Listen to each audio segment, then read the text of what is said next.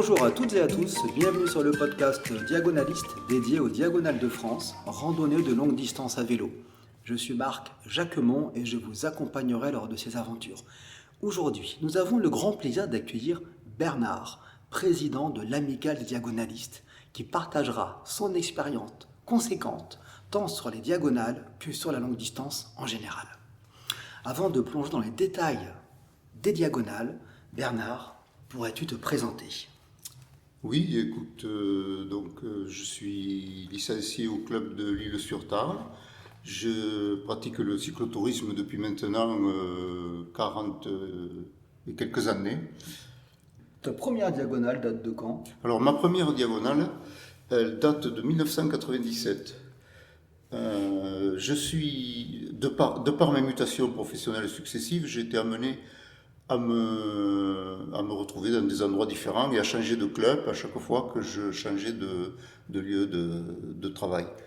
Et je suis arrivé au Vélos Club Montalbanais en 1992 et c'est là que j'ai découvert, grâce à Francis Touzeau, qui a été, on peut dire, mon maître d'école longue distance, puisque c'est avec lui que j'ai commencé par Flèche Vélocio, brevet randonneur, et donc en 1997, Diagonale de France, dont je suis tombé immédiatement amoureux. C'était laquelle ? C'était Hendaye-Dunkerque, qui devait à l'époque être suivi de Dunkerque-Perpignan. Francis et mes autres collègues ont continué, mais moi je crois que j'avais usé toutes mes batteries sur la première, et donc j'ai lâché prise à Compiègne le jour de la première étape. Il faut dire que les conditions météo ne nous avaient pas aidés. Tu veux dire que pour ta première diagonale, tu partais sur un doublé ou un Voilà, triplé ? je partais sur un doublé. Pour la première fois. Voilà, Hendaye-Dunkerque, Dunkerque-Perpignan. Et qu'est-ce que tu en as retenu de cette première expérience ? Alors, de cette première expérience, je n'ai que du bonheur, parce que ceux qui m'accompagnaient étaient vraiment pour moi un support incroyable, quoi. Je ne pouvais pas la louper. Avec des gens comme ça, on ne peut pas louper une diagonale. Alors après, la deuxième, pourquoi ? Parce que j'étais trop fatigué, je pense le manque d'expérience, le manque d'habitude, et mon choix était plutôt d'arrêter pour ne pas leur faire rater à eux leur deuxième diagonale. J'aurais peut-être pu insister, mais j'ai préféré arrêter. Mais j'ai gardé de ma première donc un souvenir inoubliable. La preuve, c'est que l'année d'après, on repartait, les mêmes d'ailleurs, les mêmes partenaires, on repartait sur Menton-Hendaye. Et t'as pas été trop déçu de dire stop à la moitié ? Non, parce que j'aurais été déçu, je pense, si j'avais abandonné à la première, mais comme c'était la deuxième, non, ça m'a pas du tout tracassé. Au contraire, j'ai toujours assumé ce choix d'arrêter pour ne pas faire louper mes collègues. Et suite à ça, tu en as fait donc 18 en tout. Voilà, cette année, c'était ma 18e, au mois de juin, sur Perpignan-Dunkerque. Donc tu as fini les 2 cycles. Voilà, les 2 cycles de diagonale dans les 2 sens. Que tu as fait en général, le plus souvent seul, accompagné ? Alors, jamais seul. Je ne sais pas si je serais capable de faire une diagonale seul, mais je ne peux pas le savoir puisque je n'ai pas essayé. Mais j'ai toujours été avec des groupes allant de 2 à 5, 2 une seule fois, mais plus souvent 5 ou 4. J'ai toujours recherché à amener. Alors après, le plaisir d'avoir été initié par Francis m'a amené à moi à avoir envie aussi de parrainer d'autres diagonalistes. Et ça a été ma recherche tout le long de ces 28 ans. Waouh ! Et donc tu as fait venir des néo-diagonalistes aux diagonales les accompagnants. Tout à fait. Je n'ai pas compté, mais je pense qu'il y en a une bonne quinzaine. Et c'est pas trop difficile de faire une diagonale à 5 avec des rythmes différents, de vitesse, de temps d'arrêt, etc. Et c'est souvent cette question m'est souvent posée, mais comment ça se passe à 5 ? Est-ce que c'est pas trop difficile ? Ben non. Il suffit d'avoir chacun son rôle et d'être toujours attentif au plus faible du groupe. Et en étant attentif au plus faible du groupe, on se rend compte que finalement on se facilite sa diagonale. Parce que c'est lui qui va donner le rythme. Mais des fois, rouler en dessous de sa vitesse, de son rythme, ça fatigue aussi. Personnellement, non. j'ai toujours essayé de rouler toujours en dedans. Parce que je me suis rendu compte d'une chose, c'est que le risque le plus grand de louper une diagonale, mis à part les conditions météo, parce que ça on n'y peut rien, mais mis à part ça, je pense que le meilleur moyen de réussir une diagonale, c'est d'être toujours en dedans, surtout dans les parties difficiles. Donc par exemple, monter une côte ou être toujours vraiment en deçà. Ne pas En deçà de dépasser. ses possibilités, quitte après à se rattraper sur le plat, et puis j'ai horreur de souffrir en fait. Ah bon, donc on peut faire une diagonale sans souffrir. Absolument. Il suffit d'avoir les bons ingrédients.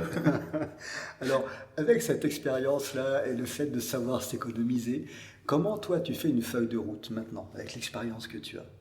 Ah, au niveau de la feuille de route, alors Francis a fait la première, quand j'ai fait ma première. Et à partir de la deuxième, c'est moi qui ai tracé le parcours. Alors, inutile de te dire que les erreurs, au début, elles étaient coriaces. Mais après, je suis arrivé à faire comment dire, un ratio longueur-difficulté. Et ça, c'est peut-être comment dire, le secret de la réussite d'une diagonale. Ne pas rallonger trop, mais gommer au maximum les dénivelés. Finalement, on s'aperçoit qu'on peut être gagnant à la longue. Parce que on va rouler à des vitesses souvent plus importantes et ça va permettre de rattraper les kilomètres supplémentaires. Vaut mieux faire un petit détour qu'une Voilà, longue bosse. voilà, ça a toujours été mon école. Et une journée type, sur une distance type, tu pars à quelle heure, tu arrives à quelle heure, tu fais combien de pauses par jour? Alors, pour moi, de journée type, il n'y en a pas. Ça va dépendre, un, de la diagonale, deux, des conditions météo, et trois, des difficultés à venir ou pas. Alors, contrairement à ce qu'on pourrait penser, pour moi, c'est plus facile de tracer un Brest-Menton qu'un Strasbourg-Perpignan. Par expérience, à conditions météo égales, j'ai toujours trouvé que Strasbourg-Perpignan était plus difficile parce qu'on a moins de temps et qu'on se retrouve bien souvent coincé si on n'est pas allé assez vite la dernière journée. Donc, dans l'hypothèse où on pense qu'on ne va pas pouvoir réussir à la faire avec un kilométrage normal quotidien, j'ai opté à plusieurs reprises pour une première nuit sur le vélo. Parce que c'est plus facile de passer une première nuit sur le vélo que de passer la dernière nuit sur le vélo. Parce que si on est en retard, ben c'est de toute façon la seule solution qui te reste à la fin. Alors que si tu le fais au début, tu vas pouvoir faire une grosse première journée qui va te mettre dans un état d'esprit très positif parce que tu es de toute façon en avance. Voilà dans quelle optique j'ai tracé mes parcours. Et donc je ne peux pas dire qu'il y a une méthode. Non, c'est en fonction du parcours et de la durée de la diagonale. Donc par exemple, le première journée, tu vas partir à 5 heures et faire une nuit complète Non, jusqu'au lendemain. dans ce cas-là, je pars le soir. Ah, tu pars le soir. Voilà, Ok. j'ai fait des départs de 21h ou 22h, ce qui te permet de boucler 450 km sur la première étape. Et donc après, tu te retrouves avec des journées à 230, voire moins, qui sont tout à fait gérables, même avec la fatigue. Et la fatigue gérée de la première nuit jusqu'à peut-être 20 heures du lendemain, Voilà, c'est ça. c'est pas handicapant. Non, pour moi. Pour toi. Pour moi et pour mes camarades, parce qu'en fait, je me suis rendu compte qu'en faisant ça, je les mettais dans une disposition psychologique positive. Parce qu'ils voyaient bien que on avait tapé dedans le premier jour, mais qu'après, on allait pouvoir faire des pauses beaucoup plus longues, dormir plus longtemps à l'hôtel. Voilà. Et ça, tu l'as fait dans plusieurs diagonales. Dans plusieurs, oui. Ok. Très bien. Et tu prépares tes hébergements, tes points de chute, ou tu fais ça au feeling vers 16-17 heures selon où tu en es? Alors la règle, ce serait je pense que j'ai à peu près fait chaque fois, réserver la première nuit. Incontournable, parce que ça, au moins tu es sûr de ton avancée, parce que tu vas être obligé d'aller jusque-là. Et après, ben, c'est au feeling. Selon qu'on est en avance ou en retard, ça permet. Alors ce que je fais par contre, c'est que je relève des hébergements avec une amplitude de plus 20, de moins 20, plus 30, moins 30, plus 30 de kilométrage pour avoir des idées d'hébergement. Et la décision est souvent prise dans l'après-midi qui précède la nuit, quoi. Ok. Là, tu te dis, on va faire ça. Ok.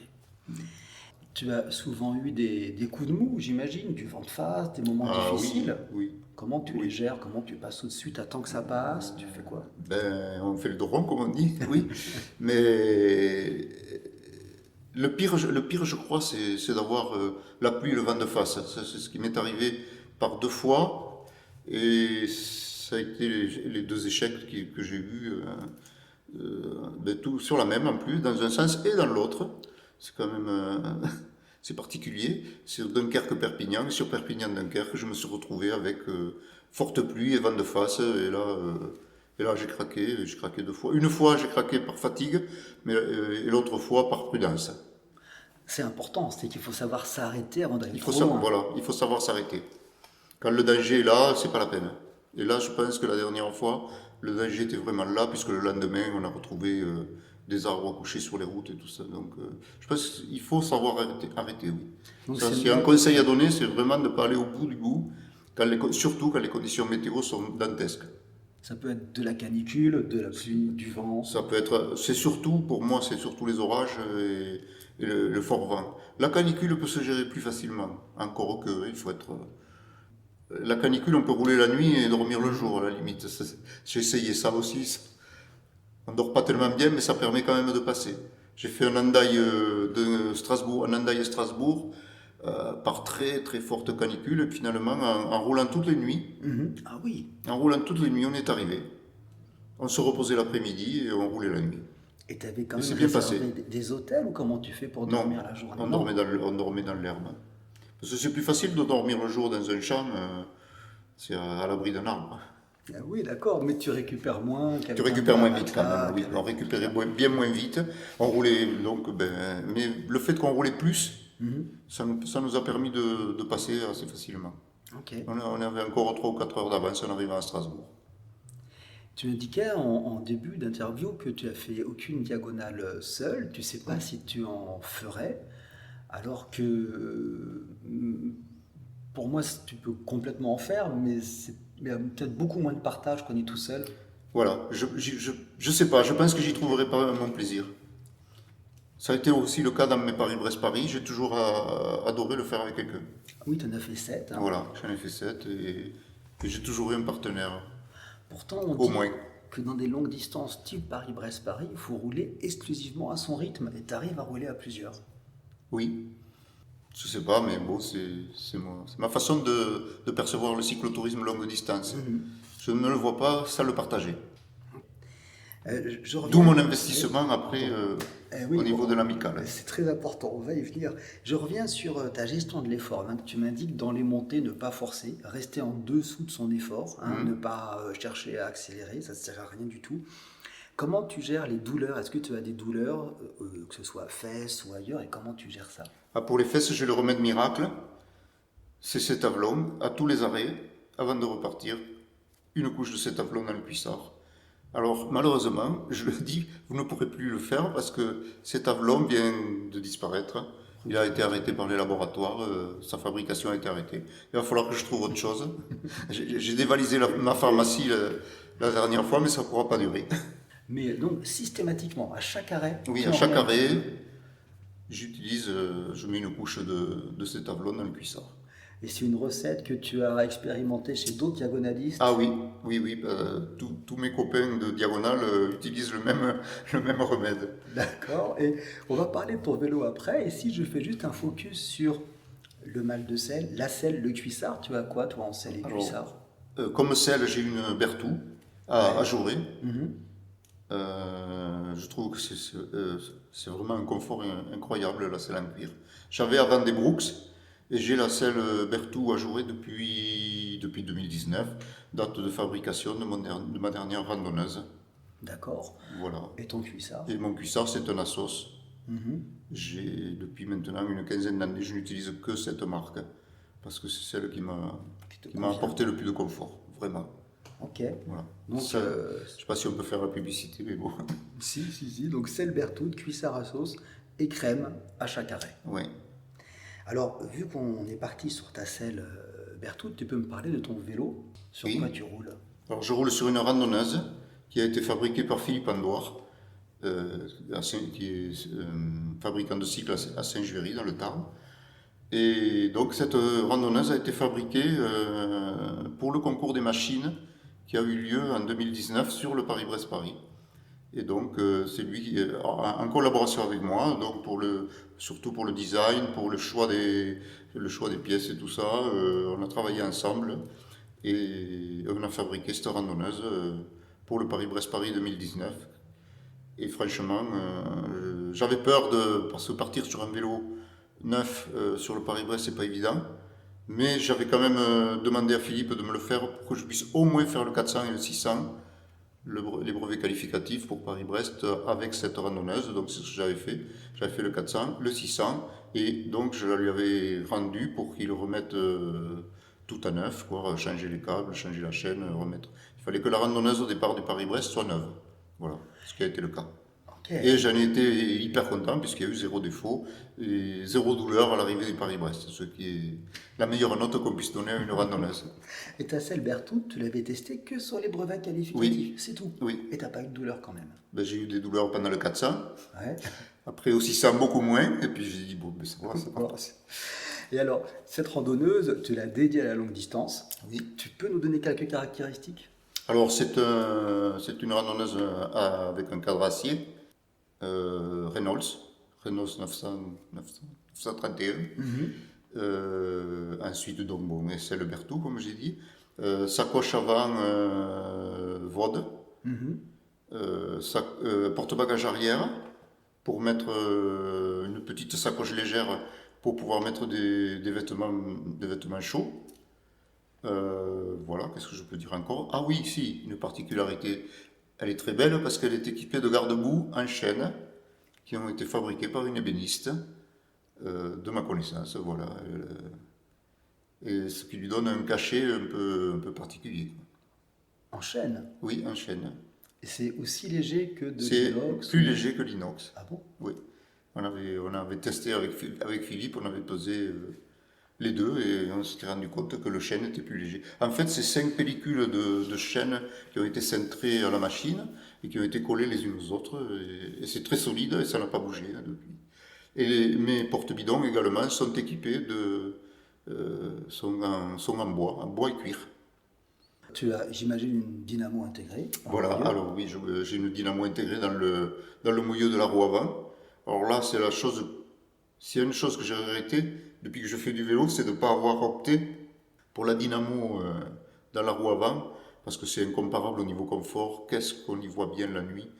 On éclaire les routes vraiment. Et pour moi, c'est parfait, quoi. C'est la perfection.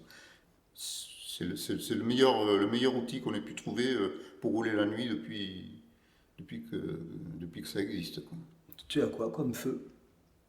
Tu sais? Alors, c'est une Son, une marque allemande qui est très répandue sur le marché, voilà. Donc on a parlé de ton vélo, tu es en roue de 700, roue de 650? Je suis en roue de 700 par 700. 28. Par 28, d'accord. Et donc confortable. Qui me donne un certain confort, voilà. Je pense qu'on pourrait passer sur 32 assez facilement, mais bon, je suis sur 28, me va bien. Tu as fait donc 7 Paris-Brest, 7 Paris-Brest. expérience conséquente. Avant de se lancer dans un Paris-Brest, ça peut faire peur un Paris-Brest? C'est plus dur qu'une diagonale parce qu'il y a plus de kilomètres dans un temps moindre? Déjà, voilà, les délais sont moindres. Un exemple, c'est Perpignan-Dunkerque fait 1200 km, c'est-à-dire la même chose qu'un Paris-Brest, ou même Menton-Dunkerque. Et nous avons 10 heures de plus en diagonale pour le faire. Donc automatiquement, ben oui, c'est 10 heures de sommeil en plus. Hein. Faut pas rêver. Les heures non roulées se transforment en heures dormies. Est-ce que faire une diagonale, ça peut être un bon entraînement pour qui veut faire un Paris-Brest? Ah oui, il n'y a pas mieux. Pour moi, d'ailleurs, tous mes Paris-Brest ont été précédés d'une diagonale. Mais pas la semaine avant, bien sûr. Un mois avant. Après, souvent, je fais une diagonale en juillet pour un Paris-Brest fin août. Et ça t'aide obligatoirement, le Ben oui. corps, ça le met en condition. Moi, je pense que même ça te donne presque la garantie de réussite du Paris-Brest.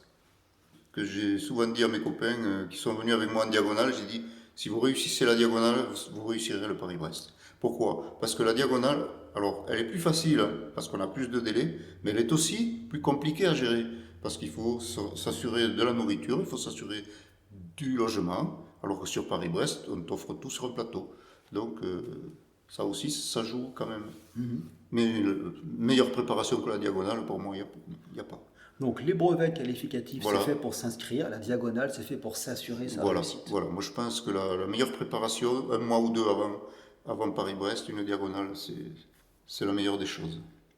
Tu parlais d'alimentation. Comment tu t'alimentes, toi, sur une diagonale pour avoir assez d'énergie? Pâte de fruits, pâte d'amande, des encas, mais aussi un bon saucisson avec du pain, ça fait pas de mal aux arrêts. Quand on commence à avoir marre de boire de l'eau et manger du sucre, un petit saucisson, ça fait pas de mal. Tu fais pas de pause restaurant? Si, ça peut arriver, et là, ça va dépendre de mon temps d'avance par rapport au planning que je me suis fixé. Si je suis en avance, j'ai le souvenir d'un Brest-Menton où le vent nous a porté de Brest jusqu'à Menton, et donc nous arrivions tôt le soir à l'hôtel, donc c'était permis de manger au restaurant à midi même. Donc c'est possible.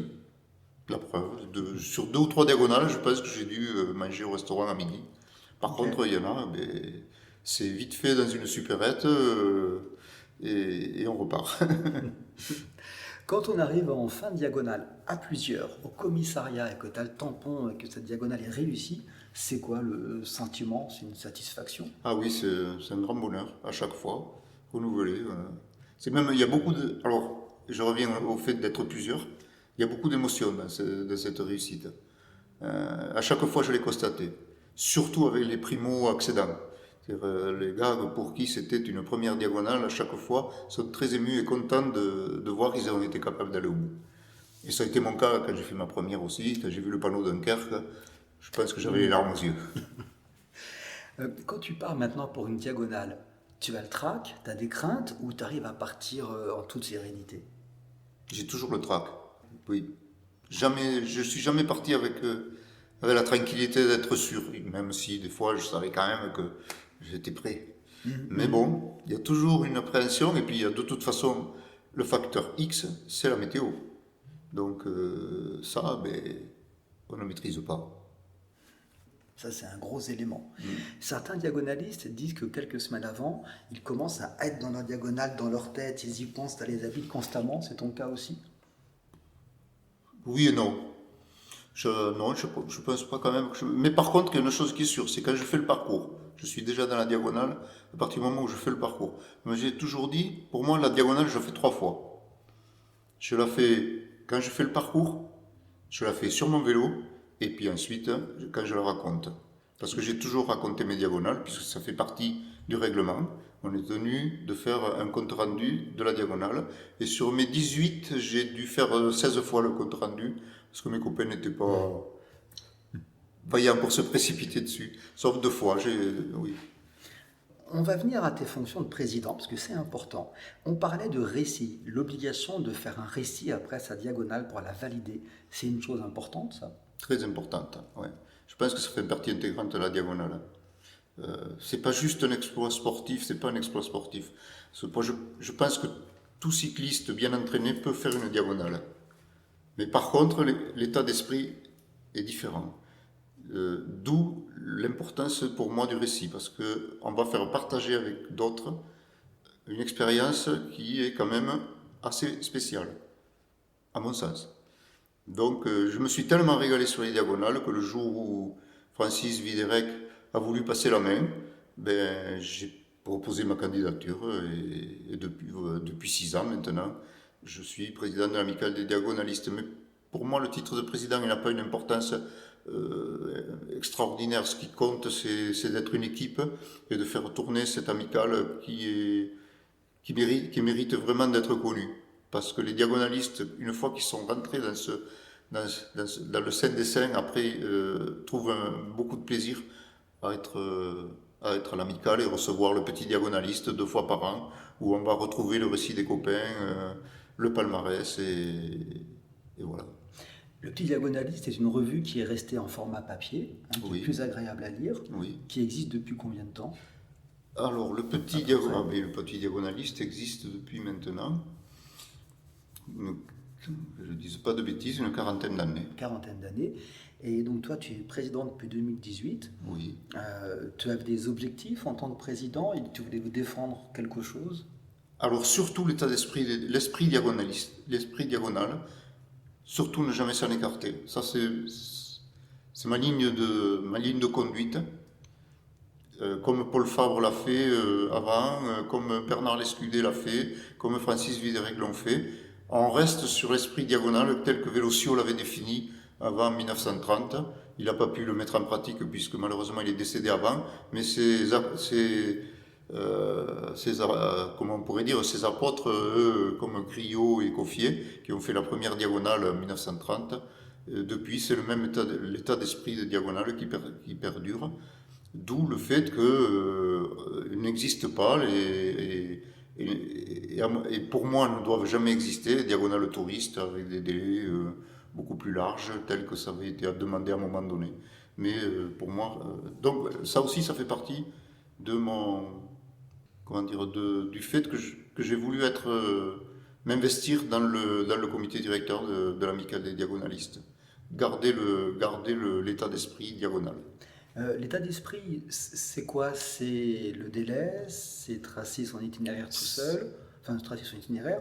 C'est l'esprit d'équipe, puisqu'il est bien écrit dans le règlement qu'on ne laisse jamais un copain sur la route. Et tant qu'il n'a pas abandonné, on se doit de rester avec lui, et que seul lui appartient à lui la décision d'abandon. Donc ça, c'est aussi important. Après aussi, je suis rentré à l'Amicale des diagonalistes pour essayer de les faire connaître, bien sûr. Et les faire connaître avec les moyens modernes, comme ton podcast, et aussi par la voie des réseaux sociaux, même si parfois c'est assez compliqué. Mais je me rends compte que finalement, ça intéresse pas mal de monde. Alors, quelques-uns y sont venus, pas nombreux, mais bon, après tout, un diagonaliste de plus, c'est pas plus mal. J'en reviens à l'esprit, on parle de solidarité entre les diagonalistes, on parle de saristes. Tu peux expliquer un peu ce que c'est un sariste? Alors, à une époque, il y avait des contrôleurs pour les diagonales qui pouvaient à tout moment aller sur la route, contrôler un diagonaliste pour voir s'il respectait le règlement et tout ça. Bon, on a trouvé dans les années 70 que cette règle était un peu désuète, et puis faire confiance aux gens n'était pas plus mal non plus. Et donc on a transformé le contrôleur en accompagnant. Et on a créé ce qui s'appelle le SAR, c'est-à-dire le service d'accompagnement routier. Donc ce sont des diagonalistes qui peuvent se rendre sur un point du parcours où va passer le diagonaliste et l'accompagner un bout de chemin ou pas, ou lui fournir un petit ravito, ou l'aider dans les traversées de ville. Ça aussi, c'est un apport considérable, parce que quand on traverse une grande ville, c'est une perte de temps systématique. Donc un accompagnant est souvent une bonne chose. Moi, je me rappelle que j'habitais la banlieue toulousaine, et il m'est arrivé de faire traverser Toulouse à des diagonalistes. Je peux vous dire que c'était 1 heure de gagner à la sortie, parce que je savais où j'allais passer. Donc j'adore rencontrer des saristes, comme on dit, service d'accompagnement routier. Nous sommes, je crois, une soixantaine. Alors, il y en a qui ne rencontrent pas grand monde, puis il y en a d'autres qui sont assidus à rencontrer les diagonalistes. Mais ça aussi, ça fait partie intégrante de l'amicale. On dirait qu'avec les saristes et les diagonalistes, il y a une grande entraide, une grande solidarité, oui. Et vraiment une confrérie, une sorte de... Oui, tout à fait, oui. C'est une famille. On arrive à se connaître des 4 coins de France, et on a qu'une hâte, c'est de se rencontrer au hasard des routes ou des manifestations. C'est vraiment une belle aventure, une diagonale, et être diagonaliste. Combien on a de diagonalistes à peu près actuellement à l'amicale, et combien de diagonales sont faites par an à peu près? Alors aujourd'hui à l'amicale, nous sommes à environ 300. Et selon les années, aujourd'hui se fait entre 100 et 150 diagonales. Alors il y a des années plus prolifiques que d'autres. Par exemple, l'année Paris-Brest, il y en a moins. Paradoxalement, parce que comme je le disais tout à l'heure, pour moi, une diagonale était une bonne préparation, mais effectivement, il y en a qui ne veulent pas investir sur les deux grandes manifestations, parce qu'effectivement, il faut quand même savoir qu'une diagonale, ça implique une certaine dépense. Alors après, il faut se déplacer, il faut prendre des hôtels, chacun peut le gérer à sa façon. On peut faire une diagonale spartiate et une diagonale de luxe, mais bon, c'est chacun qui le voit à sa façon. Mais en faire plusieurs dans l'année, alors même si je sais qu'il y en a, c'est des fondus de la diagonale qui arrivent à en faire un grand nombre sur l'année, mais la plupart, c'est une ou deux grandes maximum. Ok. Et c'est vrai que l'inscription, c'est très modeste. Voilà, l'inscription, on va dire, c'est même... c'est une demi-pizza. Comment on pourrait dire, c'est... Symbolique. Symbolique, voilà. Puisque c'est 8 € pour s'inscrire à une diagonale. Je pense qu'aujourd'hui, si vous voulez aller sur une épreuve cyclosportive ou autre, ça va être difficile de trouver moins cher. C'est absolument imbattable. Merci beaucoup. Bernard, penses-tu encore à autre chose? Et quand même si tu l'as déjà initié, quelqu'un qui souhaiterait s'engager dans une diagonale, est-ce qu'il peut contacter diagonaliste, prendre des conseils, savoir comment faire valider son itinéraire, sa feuille de route, etc. C'est possible? Tout à fait, oui. Après, on a 2 délégués, qui sont Pascal Bachelard et Bernard Boireau, et qui sont chargés et qui jouent également le rôle de conseil. Quand quelqu'un ne connaît pas les diagonales, il peut s'adresser à eux. Il peut aussi s'adresser à l'amicale, que ce soit moi ou mes copains du comité directeur. Et c'est sans problème que nous leur répondons. Il peut le faire à travers le site de l'amicale ou par fil ou par mail, ce qui arrive régulièrement. On trouve vos coordonnées sur le site de l'amicale ou sur le site de la FF Vélo? Sur le site de la FF Vélo, il n'y a aucun problème. On trouve les coordonnées des délégués. Je voulais rajouter une chose qu'on n'a pas... Il existe aussi les eurodiagonales, qui sont au nombre de 6 et qui prolongent à travers l'Europe les diagonales vers d'autres villes européennes, comme Copenhague, Budapest, Bari, Malaga, Inverness, voilà, je crois, et Hendaye, et Lisbonne. Voilà. Donc 6 eurodiagonales qui sont aussi plus à la portée encore que les diagonales, puisque une diagonale, ça représente environ 280 km jour, alors qu'une eurodiagonale, c'est 180 km jour, donc 100 km de moins. On a fait ça pour faciliter la vie, parce que quand on est dans un pays étranger, la barrière de la langue peut faire perdre pas mal de temps, donc on a laissé plus de latitude pour faire une eurodiagonale. Et aujourd'hui, c'est Gérard Gauthier qui s'occupe de la gestion de ces eurodiagonales, et c'est à lui qu'il faut s'adresser. Je vous assure que j'ai fait ma première cette année, c'est un bonheur, un vrai bonheur. Gérard Gauthier, dit GG Diagonaliste. Voilà. Et c'était ta première eurodiagonale cette année. Oui. Et donc là, c'est un mélange de longue distance et de tourisme à la fois. Il y a beaucoup moins de contraintes. Peux-tu donner, même si tu as commencé à le faire, quelques conseils principaux pour quelqu'un qui, ça y est, va se lancer dans sa diagonale? Là, c'est difficile de donner des conseils comme ça de but en blanc. Moi, je le dis surtout, qu'il se rapproche de nous, s'il ne sait pas, qu'il se rapproche des délégués, qu'il se rapproche de moi ou de Gérard Gauthier pour les eurodiagonales. Voilà. Les conseils, c'est plus par la discussion. Il n'y a pas de recette miracle. Je crois qu'il faut en avoir envie surtout. Est-ce qu'il est possible, par exemple, de faire, tiens, j'aimerais faire une première diagonale, mais je n'y connais pas grand-chose, de dire, tiens, un jour, je vais rouler les diagonalistes pendant 150 km, ça va me permettre de comprendre comment ils roulent. C'est quelque chose qu'on peut faire, ça? Oui. En prenant pourquoi contact. pas? Oui, bien sûr. Vu que les diagonales partent d'un peu partout en France, oui. Ça peut être une méthode aussi. Eh bien, merci beaucoup Bernard, donc président de l'amicale, pour avoir partagé merci à toi, Marc. ton expérience avec grand plaisir. Ton retour sera précieux, j'en suis convaincu, pour d'autres diagonalistes confirmés ou en devenir et qui souhaitent se lancer dans cette aventure qui est une diagonale, une très belle aventure. Merci à tous nos auditeurs de nous avoir rejoints. N'hésitez pas à nous envoyer un email à diagonaliste@gmail.com. Si vous avez des questions, des suggestions, un commentaire ou bien sûr une diagonale à partager. Bel été à tous. Au revoir. Au revoir Bernard. Au revoir Marc.